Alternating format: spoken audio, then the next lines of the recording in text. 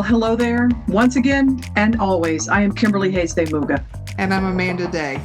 And you're listening to Fundraising HayDay, where we cover the how-tos of grants and fundraising. And how we can all do a better job of changing the world through philanthropy. Absolutely. And special thanks to our Patreon subscribers who help make this podcast possible. To join this amazing community with monthly playlists, a book club, wide open mistakes were made, and Kimberly's monthly musings, visit patreon.com/fundraisinghayday. If by musings you mean ranting, then that is what it is. So it's a good time. I enjoy them. So I don't know if folks coming to us today are longtime listeners or first episode Fundraising HayDay virgins. Either way, welcome. We'd really appreciate a 5-star rating. And if you can find it in your heart to leave a written review, that would also be awesome. It is amazing how helpful even just clicking on the 5 stars can be to get our podcast out to new listeners or people who haven't listened in a while. And it's why we started this podcast, right? I mean, we enjoy each other's company, hello, duh. But we want to reach other folks who are in grants and fundraising, nonprofits and local governments to share information, to learn from others, to interview industry leaders and fascinating people so that we can all change the world of philanthropy for the better. Absolutely. So if you are a longtime listener, back in April, we shared an episode about getting the information you need from colleagues and clients and maybe community partners. And we shared a lot, but one thing we didn't get to was kind of some tools to help you get the job done. And we promised we'd be back with a part 2, which is what we are at now. So that's what we're going to talk about after a quick word from our sponsor. We are so excited to introduce you, our listeners, to the second half, Season 9 sponsor of the Fundraising HayDay podcast. The Encore Institute for Social Impact partners with nonprofit organizations to secure funding, develop actionable strategies, strengthen capacity, and demonstrate results. We're joined by Shelley Latham, GPC, founder and CEO of Encore, to learn more about their work with a mini-series during the second 12 episodes of this season. Welcome to the show. We are thrilled to help introduce your firm to our listeners. So at Fundraising HayDay, Amanda and I know that Encore started as grant writing consultancy mainly and has grown into a broader nonprofit and sustainability firm. Tell us how your early work developing grant proposals influenced that evolution. Yeah, so grants were really my entry point into understanding both the nonprofit sector and nonprofit organizations and how those organizations really function behind the scenes. As you two probably know, when you're developing proposals, you get a very front row seat to everything happening inside an agency. The great work they're doing, the community impact they're making, the partnerships they've built, but also the challenges they're navigating, like staffing strain and communication gaps, leadership pressures, all of it. And it didn't take me long to realize that strong proposals usually reflected stronger, healthier organizations. And the grant work itself was helping build trusted relationships and identify bigger organizational needs beyond grants. And what I realized was that I didn't just want to help nonprofits secure funding. What I really wanted was to help them become more sustainable and effective, which naturally leads to greater impact. Makes a ton of sense. Thank you. To find out more about this incredible team with expertise across all aspects of nonprofit operations and how to hire them, visit EncoreISI.com. Encore is committed to being the most effective and highest value partner possible.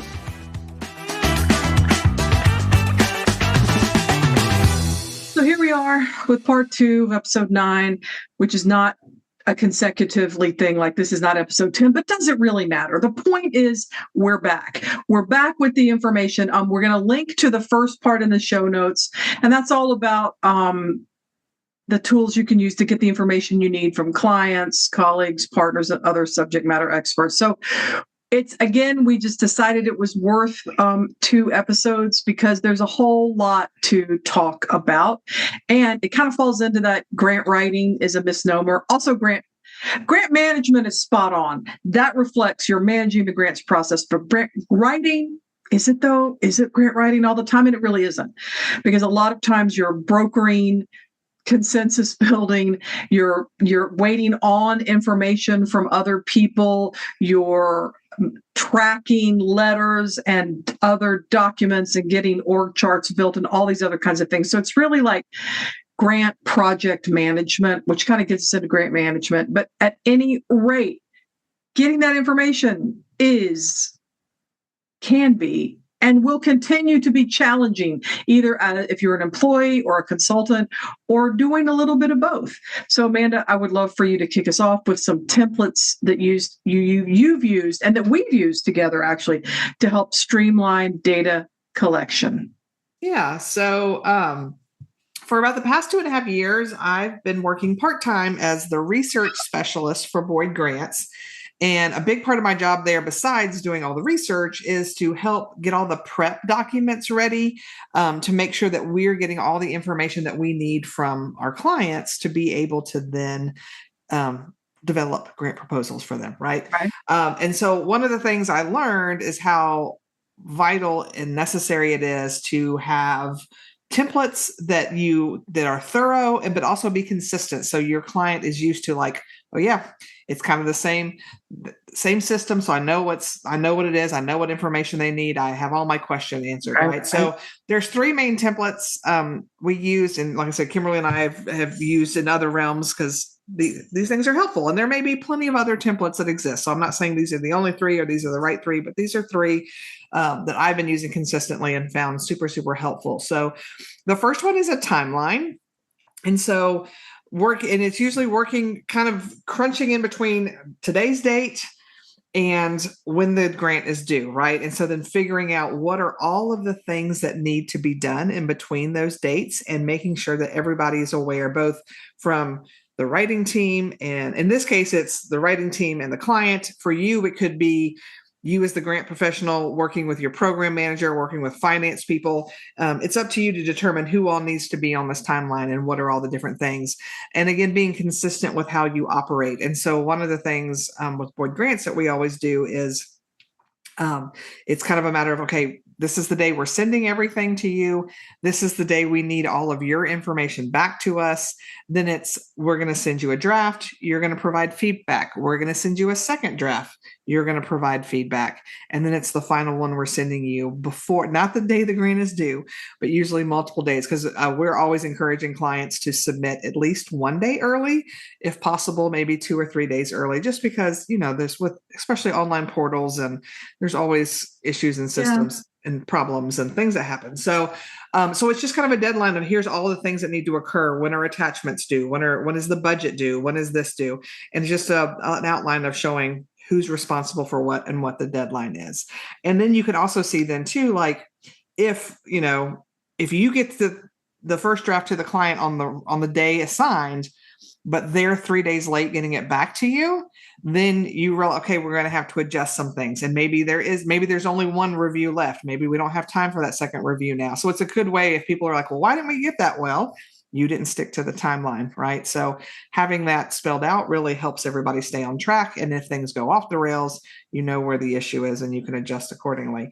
Another template we always create is the attachment list, which this is something I've always done. I don't know that I ever made it super official, but I always, anytime I read a grant, I would be taking notes every time they mention an attachment, and I would have that complete list of things. And so that I would understand when we're working with clients, it's more than just listing the attachment. We'll kind of give some information about it. I always like to do things like, refer to pages 8 through 10 of the RFP, and you can read all about this attachment, right? Because sometimes they'll give you some very specific instructions as far as what type of document it can be, how large it can be, maybe step-by-step instructions. If it's a form you have to fill out. So it's nice to be able to reference back to the RFP and know where in there it talks about that specific one. And then with our clients, we're always spelling out who's responsible for what, right? what is it, a document the clients should be putting together, or is it something you should be putting together? And there's no right or wrong way with this. A lot of the clients I work with directly, not through a consulting firm that just as Amanda Day I do writing for, I do, for the most part, I'm creating or gathering from them their attachments, because I'm working with small nonprofits that just don't have the time and the bandwidth to deal with that. But I also know some contractors will be like, no, you're responsible for, I don't have the time to get in there and get all of these things done. Right. So there's no right or wrong way. You just need to figure out your comfort level, your time, what you're charging them. All of the things have to come into play. Right. So Kimberly, you're like, I'm team, no, you do your own attachments. I'm team, here's the list of attachments. And there's a folder where a lot of them live. But yeah, I don't, I'll help with things, but I'm not. And I subcontract with a large behavioral health services nonprofit. And it's the same kind of thing. I may be working with a team of like 8 or 9 people to work on a federal grant. So that's the many hands makes light work, but also having the task list can be super helpful. Yeah. And that's ultimately what this is just making sure everybody knows that these are all they required and who is responsible for what. So there's no question of like, oh, I thought you were going to do that. Nope. It's on the list under your name. Actually, I like the approach of combining the timeline and attachment lists into one document. It's usually a spreadsheet, but it could easily be project management. So it's like there's a timeline for each attachment, and there could be different people responsible. Like maybe there are 2 people working on the budget. I'm doing the narrative. I'm doing the abstract. I'm doing the timeline. And then there's letters of support, and I'm drawing a blank. All the other things, different certificates, different registrations, all those things. And so job descriptions. And so I like to combine the timeline and attachments list because I'm not generating all of it. Fair. And again, this all goes back to having a template that works for you and your team, and then being consistent. Because if you use the same format, then people get into the groove of like, oh, this is how this works. So, and it may take you a little bit of tweaking to be like, I want this to all be one document, or I want separate, or I want to lay it out. How you'll figure it out, but then having that system and just being very clear. And again, all of these things are just making it very, very clear about who's responsible for what and when things are due. So there are no questions. And then the last thing, because the previous episode, the part 1 was talking about getting the information you need, like whether you're sitting down one-on-one, whether you're emailing, whether you're on the phone or a Zoom call, or however you're getting that information. So one of the ways to do that is just to ask the information in, some sort of document. So one of the forms I put together, we call it the content questions. And it's just a way of getting all the bits of information we need to be able to get the grant written. And so it's just a list of questions that we ask the client to respond to. And for some clients, especially ones that do their own grants anyway, it works really well, right? Like I would never do that with a small nonprofit that the executive director is wearing all the many hats and they've never written grants before themselves. Cause that would probably, to me, I know that would scare them away. Like I have to answer all these questions, but isn't that grant writing?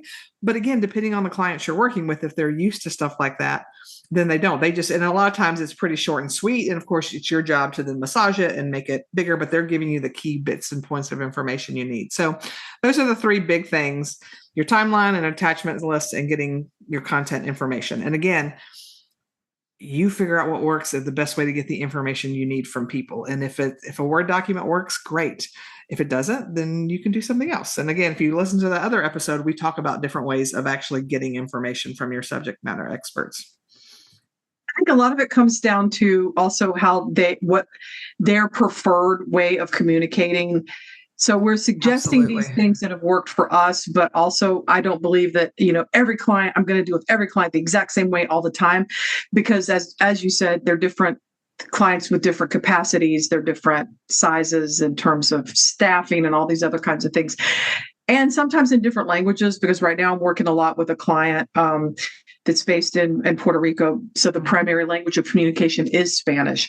And so I can speak and read and understand Spanish, but I'm not as smart or as funny or as anything in Spanish as I am in English, right? Do you know what I mean? Because I don't have that command of the language. And so it makes sense that if you are bilingual Spanish, English, but Spanish is your primary means of communication, that you're going to be smartest. I mean, if you're funny, how lovely. But I mean, in this situation, it's like you'll be able to communicate the clearest and the most efficiently in your sort of dominant language. Yeah. And so having a list of questions, I was oddly resistant to that at first, because a lot of my other clients I work with, I don't get everything on the first go round. They're not going to respond to the list of questions because there's a lot of, it's small to medium sized nonprofit chaos. And I have worked and lived in that before. So I get it, even though it can be frustrating. So for this other client, there's the language. The language makes it so much easier to put those questions in Spanish, have them respond in Spanish, like written email comments, all the things, and get all that information that way. But with other clients, it's more like, I want to meet weekly. And sometimes part of the meeting is, so what's happened new? When you're trying to either gather information for a current grant, or you're trying to do some prospect researching, and they're like, have this whole new cool pilot program, because they're so busy on the ground day to day, it's maybe not going to come up, because when they see you, they think about grants that are due. Yeah. And so I love the idea of having formatted things in your toolbox, like we talked about, and then using emails and in-person meetings if you're in the same place, or Zoom meetings to kind of talk through these bigger concepts. I also find that a lot of times when we are getting to the point with the client where I'm doing, it's very formatted and we're meeting, they are all over the federal grants landscape. They're super familiar with it. They're people who are used to, it's been their whole careers in like mental health services, social work, and other things. You're really used to that kind of group think and coming around and working on that. But weekly meetings with clients, and some are oddly resistant to this. And I'm also like, because of the extra expense. And so sometimes those are clients that are not long-term fits for me, because it is so much more efficient. And I find that when people are like, oh, well, let's just meet once a month, then we're scrambling. And I didn't start my own business back in 2018 to scramble for information, because I lived that life. Scrambling and placating and chasing and da. Why would I want to do that? It was stressful enough for one organization. Why would I want to have multiple clients, half a dozen clients or more, doing that same thing? Do you know what I mean? I mean, for me, philosophically, it was like, okay, then we're going to talk about it. We're going to talk about this and work it out. And I have found that has been so useful. It's almost like each meeting, and 30 minutes, each meeting can almost be like a mini strategy session, not only for the subject matter needed for the grants at hand, but for the ones coming up, and also deciding the ones that aren't good fits. I know we've talked about this before, and I know today we're focusing on tools, but one tool in my arsenal of tools is the word no. This is not a good idea. And having those weekly meetings, it's like, hey, your big focus now is on diabetes management. Are you sure but this grant is all about, I'm just making something up, STD prevention or kidney disease or whatever. Do you have enough nurse practitioners to take this on? Because it will mean this, and this isn't that kind of money.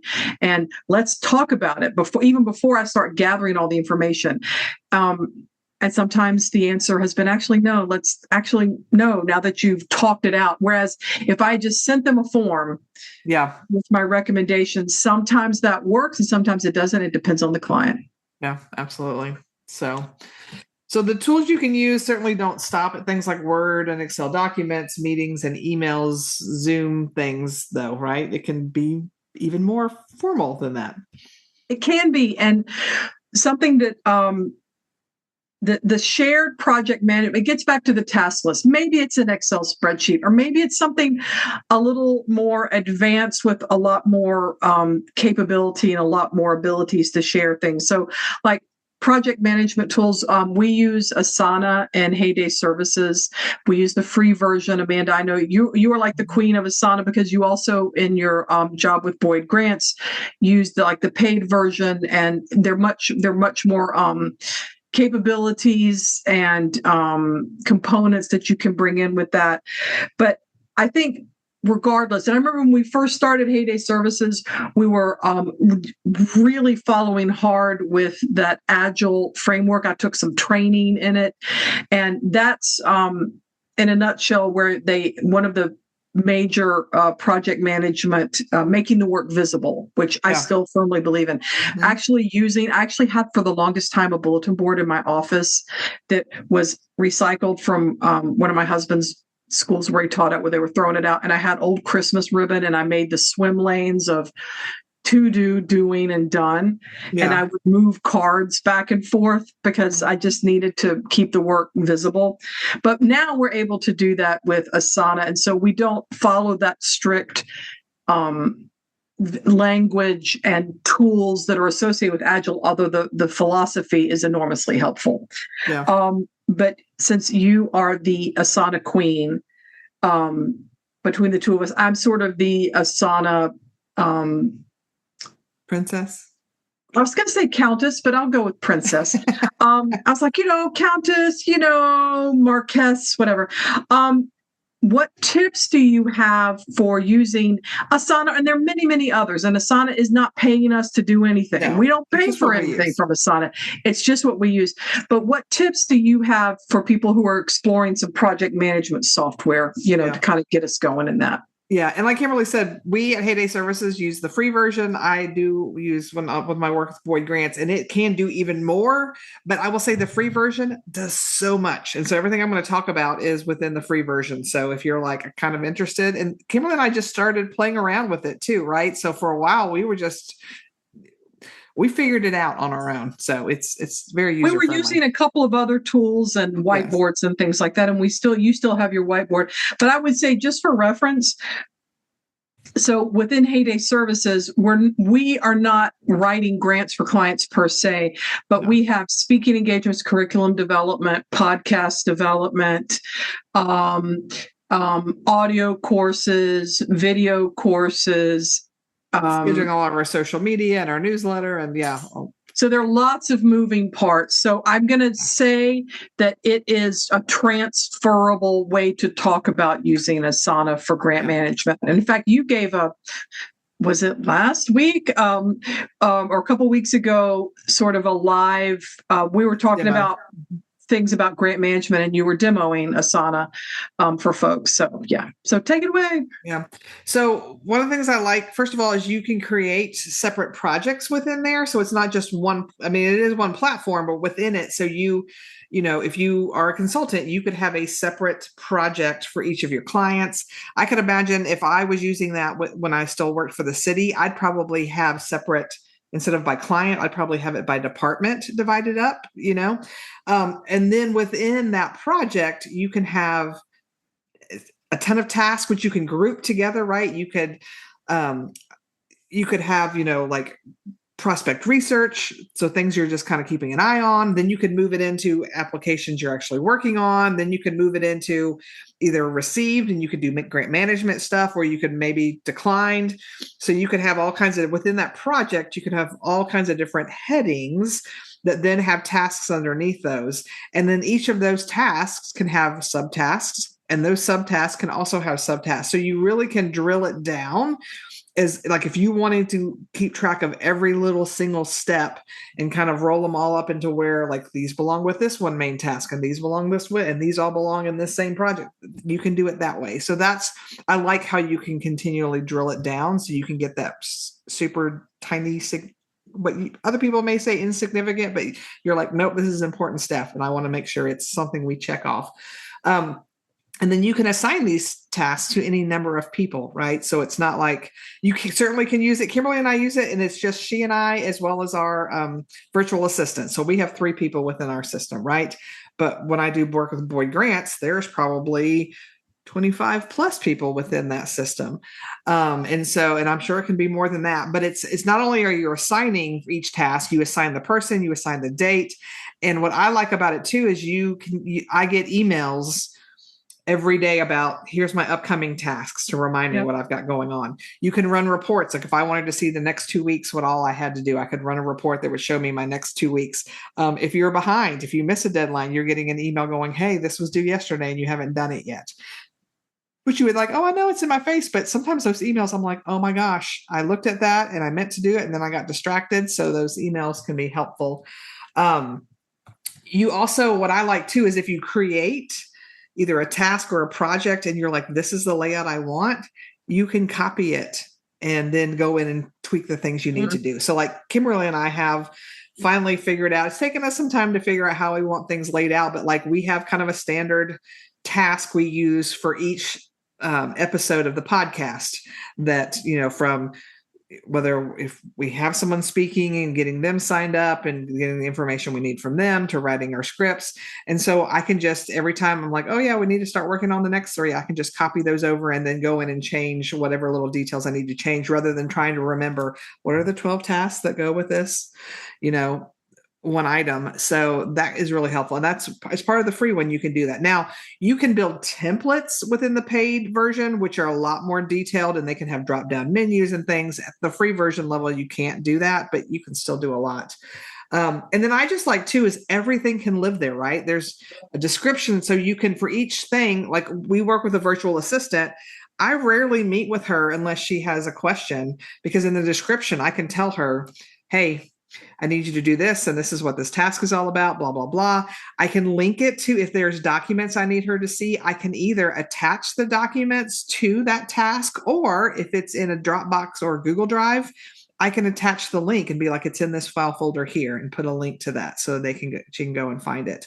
You can tag people and things. So like if she has a question, she doesn't have to send me a separate email. Just within the system, she can tag my handle, and I will get an email alerting me that she's got a question. And so I can go in and respond. So you can pretty much do everything within the system, which is really, really nice, I think. So that's my plug for Asana. And like Kimberly said, I think we're getting ready to talk about the other options.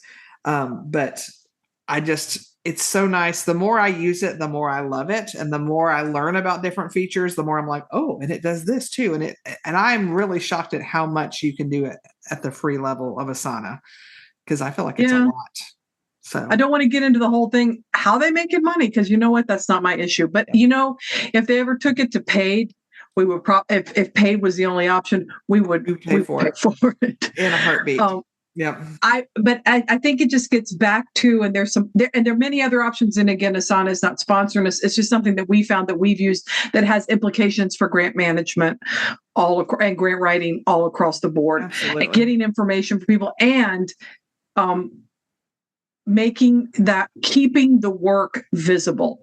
Yes. Now, we're not using my little janky bulletin board with the Christmas ribbons separating these swim lanes anymore. And I'm actually okay with that. But it's keeping the work visible, whether it's an email every morning going, hey, here's some of your tasks, or here are your tasks coming up for the next X number of days.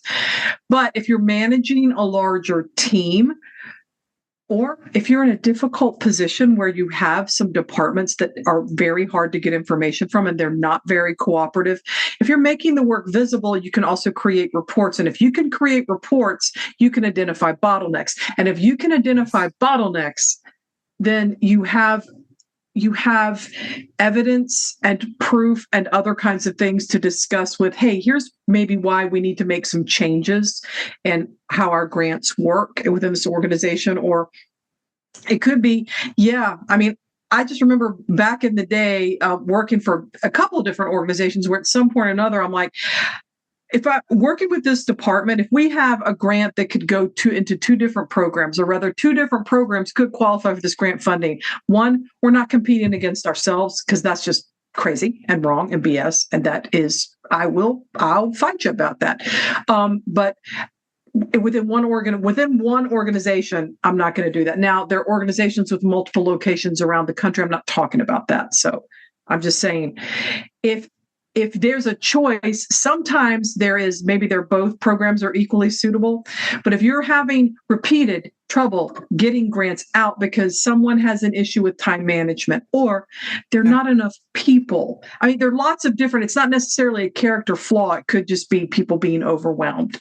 Yeah. All that to say, if you have a system like Asana or a spreadsheet, it's real clear where the bottlenecks are. And if you're making the work visible and talking about the work, even if talking is sending messages within a platform, if you're communicating, it just makes it a lot easier to identify problems and then get some solutions for those problems. Because back in the day, you would have to maybe track it on a spreadsheet or track it in a Word document and gather. But now, if everybody can see what's going on, then everybody can see what's going on and what's not going on. Yeah, because when you complete a task, you're checking it off, right? And you can always go back and see when that thing was checked off. So it was like this was due on the 13th, but they didn't check it off until the 15th. So they're getting their work done, but you can go back and look and see who are the people that are consistently behind schedule on things. And like Kimberly says, I think it's usually, for the most part, I don't believe it's malice and I'm not doing my job. A lot of times it rarely is. It's just, grants is not my main focus. I'm doing 1,000 other things. And for a lot of people that grants aren't their main focus, it gets their leftover time. And sometimes they don't have leftover time because they're so busy. Even though it also funds the work they do. So for me, that's sort of the catch-22. It's like, you want to win the valuable prizes, you are going to have to play this game. That is, and it's a game full of faults and flaws. So keeping the work visible doesn't have to be Asana, doesn't have to be spreadsheets. There are plenty of others that I have not used, but have seen out there and know colleagues that have used at least two of these. One is Monday.com and the other is ClickUp. I believe both of them have free versions. And again, not affiliated, not supporting, not sponsoring. There are also specific grant management software systems that can help you track the application process. One of them, Grant Holster, has been a sponsor of different things that we've done with HayDay services over the years. So I want to acknowledge that. And I would say I've used Grant Holster at a previous consulting firm I worked for. We had it, and it's a great product for the price, especially. It's very it's a good affordable price point. There's also GEMS, Amplifund, Instrumental, and also I want to call out. I feel like I'm always saying this, but I guess I'll always say it because, Amanda, that's just what I'm going to do. If you're in a larger organization or a medium-sized organization that has dedicated financial software, if you're a nonprofit, it's probably going to be some blackballed product. I mean, they are the 900-pound gorilla in the room, and they have a habit of buying up their competitors. But my point being, if you can have that conversation, and it may take a year or two to get this into place. In the meantime, you maybe want to go with some of these smaller, very grant management specific things. But if you can get a module for grant management or prospect research negotiated into the next time finance upgrades their accounting systems, and it works and it's worth it, because if you're making yourself a part of that process, ultimately, then you're going to have something where there's not double entry, because that's my thing. I really want to try and avoid that. And there also, that may not be possible where you work. And so that's why we were wanting to talk about a range of free products, a range of lower cost, but grant specific products, but for me, the Holy Grail, the little brass ring, and all those other cliches is all about, how about an integrated system that everybody uses? Because talk about making that work visible. Yeah. Across multiple departments, because sometimes it's not the program director, sometimes it's finance who might be sleeping on some form, not sleeping, but just overworked and in other areas. And the final thing I'll say about this is, I think when you were talking earlier, you were like, even the tiny little details of a project, it's those little tiny details that were really gumming me up as a consultant when I first started. Because I'm like, oh yeah, of course I'll do the research. Okay, yeah, of course I'll write the narrative or write a letter of support.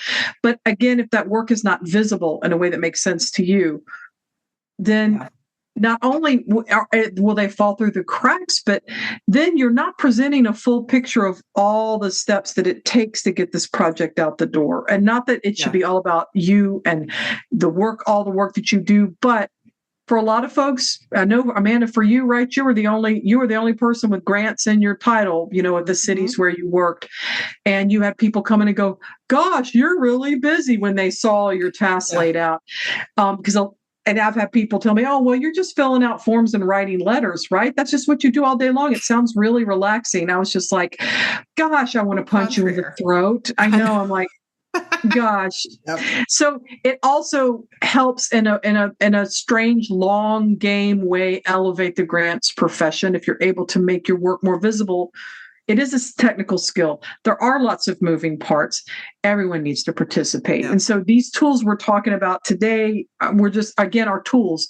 But the overall thing is keeping the work visible, keeping people accountable. And the people who are screaming for money, and I get it, need to be the people that are giving you the information to get that money. And if that is not possible, a tracking tool can at least help identify the what and the who, and then you can explore the why. Yep.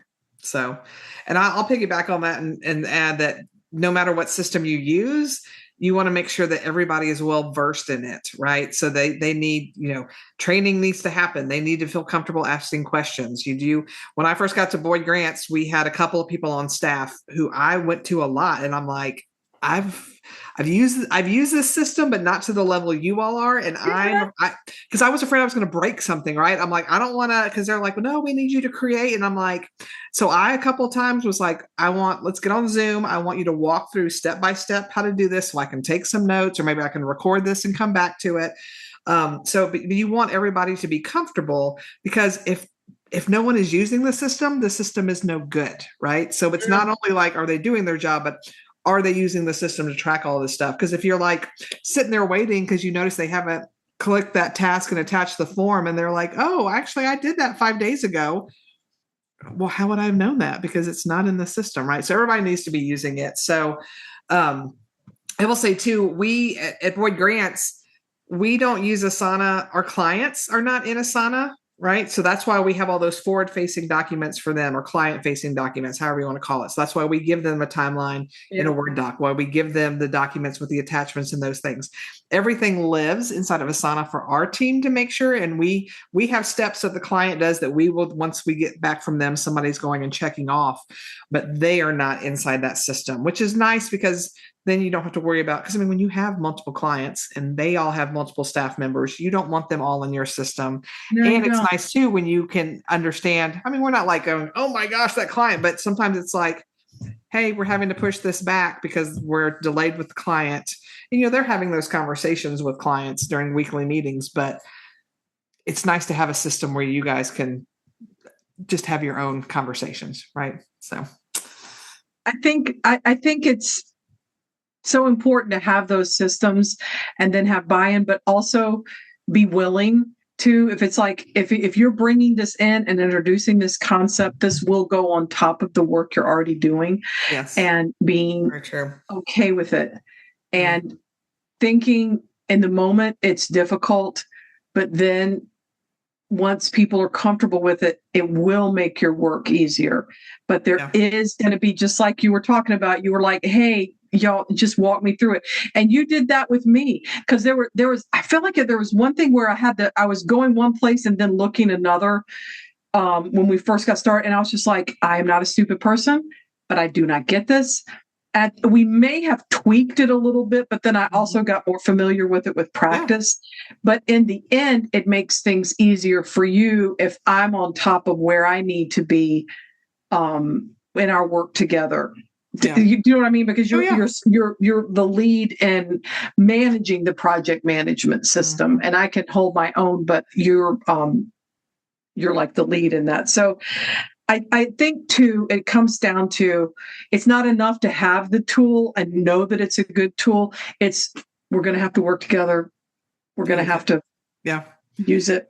Because when it is a system where you are, what I love about Asana is it's not a set Because some system, it's like, these are all the boxes you get and you can only put what goes in there, Not versus helpful. this one, you get to kind of create from scratch. But everybody's brain works differently on how they do things. And so, yeah, so we had a bit of a learning curve the first year, like you going, I don't understand this. And I'm like, it's right here. And you're like, but it doesn't. And so we tweaked some things and now it works beautifully for both of us. So, yep. I think it's also talking it through, getting back to my argument for, if you're working longer term with clients, if it's just a one-off and you're coming in and writing a federal grant and if you're the hired gun and that's it. Yeah.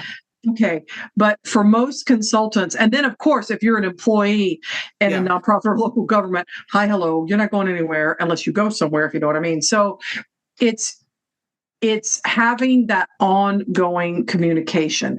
And if communication is so hard and difficult and bad where you work that you just can't even, then maybe using these tools for yourself in your workplace would help ease the process for you.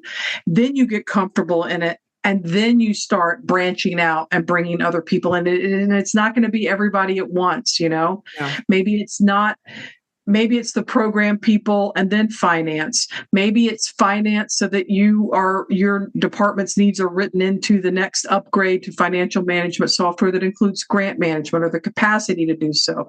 Yep. It's not enough to just go, okay, well, here's the tool. Well, why aren't you using it? I guess you suck. Have a nice day. Mm-hmm. I mean, we could all be fifth graders and act that way, but it's also not in the long term. It's not the way that we're going to get things done and affect that positive change, right? Yep, I'd agree. So, I mean, Kimberly and I preach this all the time, whether it's grant writing, grant management, anything in the grant world is not a solo sport. And so you need the whole team playing headed towards the same goal, right? So hopefully these are some tools that can help you get there. Thanks again to today's sponsor, the Encore Institute for Social Impact. If you want to learn more about this fantastic team whose goal is to bring healthy, sustainable success to your organization, visit EncoreISI.com. You'll find the link in our show notes. So I'm really excited that we went ahead and made this a two-parter. I think I did one of those things where we were in the middle of the podcast. I'm like, gosh, this is so much information, blah, blah, blah, which means I'm getting ready to spin out some ideas. So thanks for listening to that, Amanda, and just giving some specifics for folks and just letting anybody know it's something that is going to be worthy of the thought that you're going to put into it when you're collecting data and information, and especially those attachments and all the things that go into writing a grant proposal or managing a grant proposal, because really email is just not going to get you where you want to be in terms of efficient communication and tracking and more of a team building kind of thing. It's just going to clog up people's inboxes and piss them off. Yeah. Well, and I should have said this earlier too. Like, if you are new to the consulting world or thinking about going to the consulting world, I would encourage you. I mean, some people can go off and do it on their own, and they're the way their brain works, systems are things that they think about all the time. That's not me. And so even though I've been doing grants for a long time, it's been beneficial for me to have worked at some larger consulting firms and learned some tools and tricks of the trade that I wouldn't have known about on my own. So I will say I have learned a lot by working for other grant professionals who have some of these tools already in place. So, and if you don't want to be a consultant or you're not there yet, or you're not, because it's not the expected phase, but there may be other departments that are using project management software. Yes. I keep coming back to finance because to me, there might be particularly if they're doing forecasting and budget building, there may be ways to learn about that and use that as ways to, or strategic planning or something like that. There are going to be people around that are using it in, using these tools or maybe slightly different tools and ways that could spur your own creativity when it comes to what tools can I bring so that I'm not always in scramble mode? Because that's really, for me, let's not be in scramble mode. Absolutely. So As always, we're so honored you chose to spend time with us today. We hope you'll join us in 2 weeks where we're going to talk about the proposed changes to 2 CFR Part 200, or also known as Uniform Guidance. So that's going to be a thrilling session, important session for sure. We think it's really important, even if we don't know exactly what's going to happen, let's see what could happen and plan accordingly. So we'll see you there. Bye, y'all.